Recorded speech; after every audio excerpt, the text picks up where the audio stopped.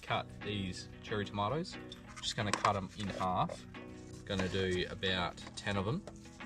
Not much you actually need to do to prep this baked brie. So obviously for a baked brie, you need a brie. Check out this one. So we're going to literally just chuck this whole thing in the pan with the tomatoes, and then we're going to cook it down till it's nice and creamy, and then we've got our Italian glaze to finish it off. So it's like a Italian sort of, like a bruschetta vibe with the tomato and the glaze, and we're going to do crusty bread to dip it up with.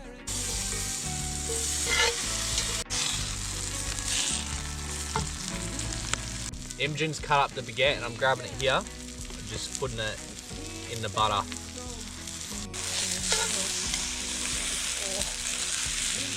We've also got the pieces of prosciutto on our plate as well. Grab some tomato, get some of this nice and gooey cheese. Get some of this nice and gooey cheese. The Italian glaze. And voila, dinner is served. Taste test.